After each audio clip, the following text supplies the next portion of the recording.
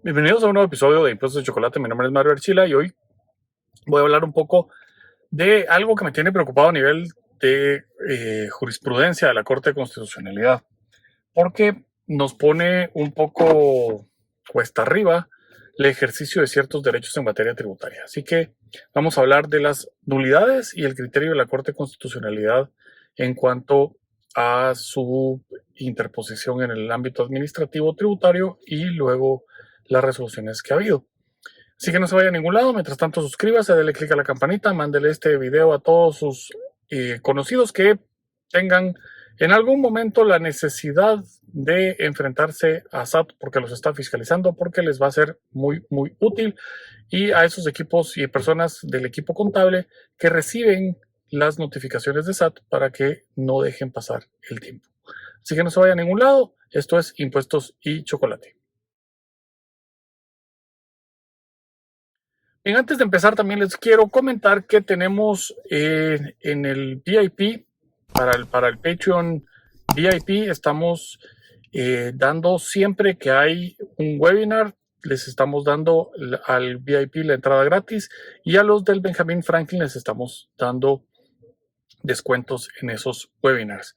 Para el mes de marzo no tenemos ahorita ninguno previsto porque sabemos que están en cierres y mucha gente pues que sigue este podcast y este canal de YouTube está involucrado en esos cierres, por lo que hasta el mes de abril vamos a tener el siguiente webinar. Ya les quería decir esto, así que vamos ahora ya con el tema. La Corte de Constitucionalidad ha dicho en sentencias que los requerimientos de información no son susceptibles de impugnación por medio del el, remedio nulidad en el que el Código Tributario establece. Y él ha dicho que ni siquiera se les debería dar trámite en algunos casos, porque el requerimiento de información lo hace la Administración Tributaria en ejercicio de sus facultades. Pues creo ahí que la Corte de Constitucionalidad comete primero dos graves errores, pero enormes errores en sus fallos, porque vamos con el primero. Una cosa es tener las facultades legales para hacer algo y otra cosa es que en el ejercicio de esas facultades yo no esté violando ningún tipo de derecho. Y ese es el primer tema importante a considerar.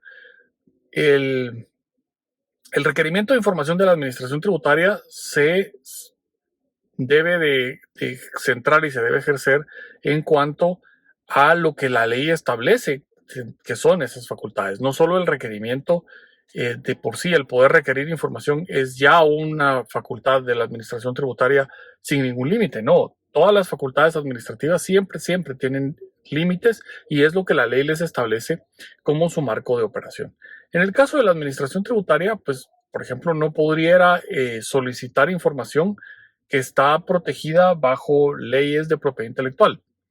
Eh, También pudiera ser que esté requiriendo información, que lo ha hecho, y esos son, digamos, de las causas y de los motivos por los cuales uno plantea nulidades. Está requiriendo información con un requerimiento de 3 días cuando el plazo para entrega de esa información según la ley es distinto. Y por lo tanto, pues evidentemente lo que procede es la defensa como tal. Ese requerimiento de información no cumple con la ley. Y al no cumplir con la ley, no puede decirse que está haciéndolo en ejercicio de sus facultades. Tiene las facultades para requerir, sí, siempre y cuando esté dentro de los parámetros de la ley en los que se enmarca esa facultad.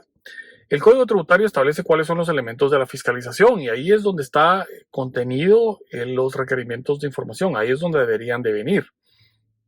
No pretender que el requerimiento de información es sobre cualquier tipo de información. Veamos, por ejemplo, el artículo 21A del Código Tributario dice que no podrá requerir la presentación de documentos que constan en los archivos de SAT que fueron necesarios para la inscripción del contribuyente en el registro tributario unificado. Dicho esto, ¿qué hemos encontrado del otro lado? Que hay algunas gerencias que lo primero que ponen en los requerimientos es que presente la escritura constitutiva de las patentes, el DPI del representante legal. Y esos son exactamente los documentos que necesito para inscribirme en el RTU, que dice el 21A que no me los pueden pedir. Por eso es que el ejercicio de la facultad ahí estaría fuera de ley y está violando específicamente el artículo 21A en uno de sus numerales.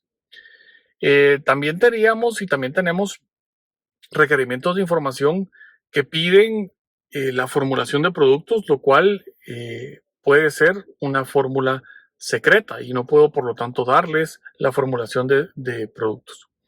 En algún momento, el superintendente dijo que estaban buscando una reforma legal en la que se iba a incluir o quitar esta limitante de la propiedad intelectual y que no se puede invocar derechos de propiedad intelectual o secretos comerciales, etcétera, que es parte de la propiedad intelectual, para no entregar la información. O sea, veamos que el superintendente en esas conferencias de prensa ha aceptado que existe un límite de la administración tributaria respecto a secretos comerciales que son parte de propiedad intelectual, entre otro tipo de propiedad intelectual. Por lo que se requiere entonces que se establezca y que se haga una reforma legislativa. Dicho esto, sería totalmente ilógico que un requerimiento de información no pueda ser atacado de ilegal si la misma ley tiene esos límites. Y entonces cae de su propio peso que no es cierto que el hecho de que la administración tributaria tenga facultades para requerir información, esas automáticamente todo lo que pida está dentro de sus facultades. Eso no es cierto y por lo tanto ese es el primer grave error que la Corte de Constitucionalidad ha cometido en los últimos años. ¿Cuál es el segundo grave error? El segundo grave error es procedimental, porque ha dicho que en el ejercicio de esas facultades no procede la nulidad, sino que el procedimiento administrativo como tal. No hay procedimiento administrativo adicional a la nulidad y la enmienda para atacar requerimientos de información. El Código Tributario tiene el procedimiento de verificación, que es cuando me corren audiencia, me dan 30 días como tal. Y el requerimiento de información está fuera del procedimiento de audiencia. El requerimiento de información es un paso previo. Si yo no ataco el requerimiento de información como tal, la administración tributaria obtiene la información o me sanciona por resistencia a la acción fiscalizadora. Ese es el camino que tengo si no lo ataco. Si me dice que no lo puedo atacar, sino que tiene que ser dentro del procedimiento, tendría que esperar que me corra audiencia para decir que obtuvo la información de manera ilegal. Y por lo tanto, esa audiencia está basada en información ilegal que no debió haber tenido. Pero el tema es que no me requirió información que no le debía haber entregado nunca. El Código Tributario sí regula la nulidad y la enmienda administrativamente. Y la nulidad está regulada específicamente para violaciones de ley, violaciones constitucionales. Por lo que, y dice que, y eso es procesalmente, que es cuando no corresponde interponer recurso de revocatoria. O sea que un requerimiento de información no tiene posibilidades de discutirse vía recurso de revocatoria. Y la otra posibilidad que habría es que se discuta directamente en un contencioso administrativo, porque sería una resolución automáticamente definitiva, y eso no puede ser. Pero el Código Tributario tiene para todas estas instancias donde hay violaciones de ley o violaciones constitucionales la nulidad. Adicionalmente tiene la enmienda, y la enmienda es para violaciones de procedimiento. La administración puede violar el procedimiento como tal y lo hace muchas veces, viola el procedimiento en cuestiones y les digo, nos ha pasado que, por ejemplo, se salta el periodo de prueba y notifica la confirmación de los ajustes al día siguiente, 2 días después de haber evacuado la audiencia, cuando hay un periodo de prueba posterior. Entonces, esas violaciones de procedimiento, que también son violaciones constitucionales porque es una violación al debido proceso, se atacan vía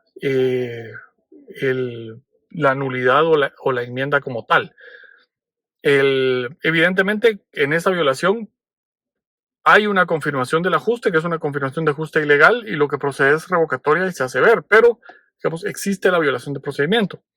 También pudiera existir la violación del procedimiento como tal cuando uno propone algún tipo de prueba y se niegan a realizarla y notifican la denegatoria de esa prueba. Nunca notifican la denegatoria de la prueba, simplemente se consume el periodo de prueba y no hay ningún pronunciamiento al respecto.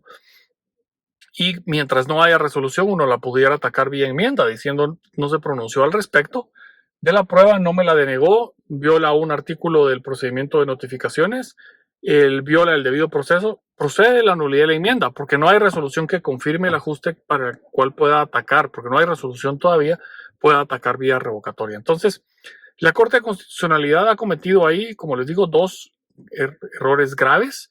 Uno es el simplemente decir que un requerimiento de información la administración lo hace en uso de sus facultades legales.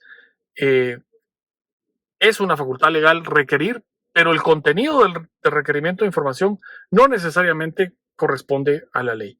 Y el segundo es un error procedimental porque la nulidad de la enmienda está específicamente establecida en el Código Tributario. Y el artículo 21A también dice que es derecho del contribuyente ejercer los recursos que tiene a su disposición conforme la legislación y los medios de defensa. Y la nulidad de la enmienda es uno de los medios de defensa como tal. Está específicamente establecido en el Código Tributario y por lo tanto debe ser observado y debe permitirse su ejercicio por los tribunales, principalmente por la Corte de Constitucionalidad. Espero que la Corte de Constitucionalidad oiga este video, analice y rectifique ese erróneo criterio, porque con ese erróneo criterio también se ha permitido abusos de la administración tributaria en requerimientos de información que han terminado en procedimientos judiciales en los que se busca certificar lo conducente por no entregar información cuando se está solicitando información que no corresponde o información que no es obligatorio tener y por lo tanto no debería de poderse requerir porque no la tengo por qué tener, y en otros casos porque se está pidiendo información fuera de ley, y al pedirse información fuera de ley no puedo luego tener yo una sanción de resistencia a la acción fiscalizadora, sino que al contrario, el requerimiento debe haber sido declarado nulo como tal. El criterio de la nulidad de la enmienda es bastante reciente. La Corte Constitucional tenía una historia de jurisprudencia avalando las nulidades y las enmiendas a favor de los contribuyentes desde el año 2000, y no sabemos necesariamente por qué cambió. Sabemos por quién cambió, pero no sabemos por qué cambió y no sabemos por qué se mantiene actualmente ese criterio que no tiene sustento, como ya fue explicado. Gracias por su tiempo, gracias por estar aquí hasta el final del video y no olvide suscribirse, darle clic a la campanita, pasárselo a todos sus amigos y los espero en todas las redes sociales, Impuestos y Chocolate o Impuestos y Choco. Ahí estamos en Twitter, en Facebook, en Instagram y siempre van a encontrar más de algo que les pueda interesar en materia tributaria. Hasta luego, mi nombre es Mario Archila.